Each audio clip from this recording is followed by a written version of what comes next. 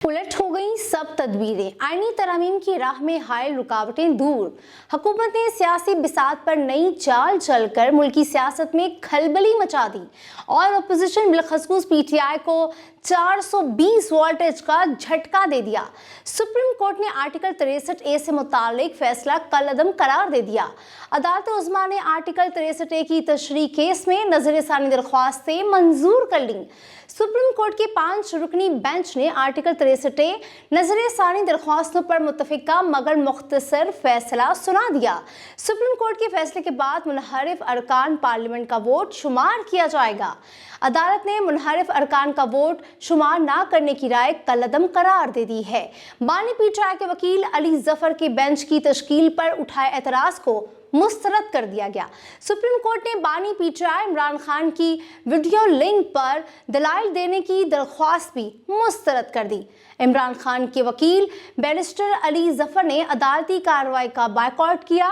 दौरान समाअत chief justice काजी फायज ईसा ने remarks दिए कि एक बंदा सोचता रहे मैं फलां शख्स को कत्ल कर दूंगा मगर ना करे तो क्या सजा होगी।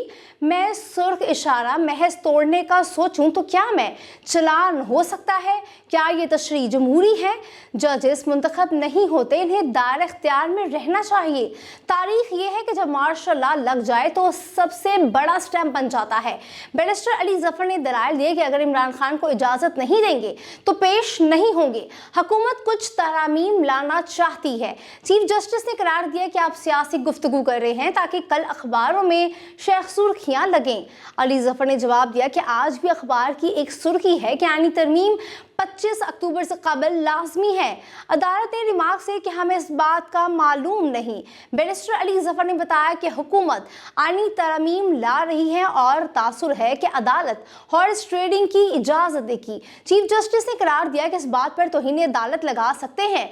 क्या कल आपने एक तरीका अपनाया, आज दूसरा तरीका अपना रहे हैं। हम आपकी इज्जत करते हैं, आप हमारी इज्जत करें। हॉर्स ट्रेडिंग का कहकर बहुत भारी बयान दे रहे हैं।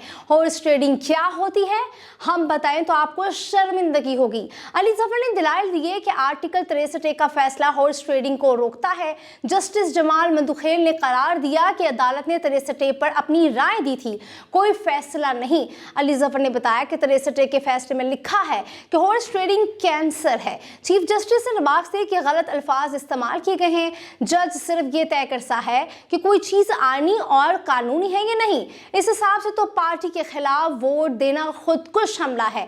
वोट भी शुमार नहीं होगा और नशिस्त से भी हाथ धोना पड़ेगा। अगर कोई पार्टी पॉलिसी से मुतालिक ना हो तो मुस्ताफी हो सकता है।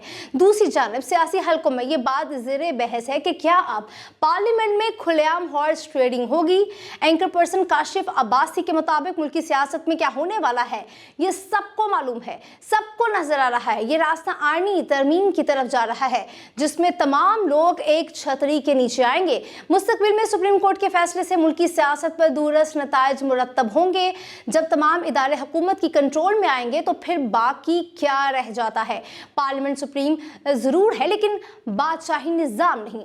पार्लियामेंट पर भी आइन की कुछ पाबंदियां हैं और आइन की तशरीह के लिए सुप्रीम कोर्ट मौजूद है। अब कोशिश की जा रही है कि आइन की तशरीह भी सियासतदानों की मर्जी के मुताबिक हो। 17 मई 2022 को सुप्रीम कोर्ट ने आर्टिकल 63A की तशरीह से मुतालिक सदारती रेफरेंस पर फैसले में करार दिया था कि मुनहरिफ रुकन असम्बली का पार्टी पॉलिसी के खिलाफ दिया गया वोट शुमार नहीं होगा, जबकि ताहियात अहली या ना अहली की मुद्दत का तयन पार्लियामेंट करेगा।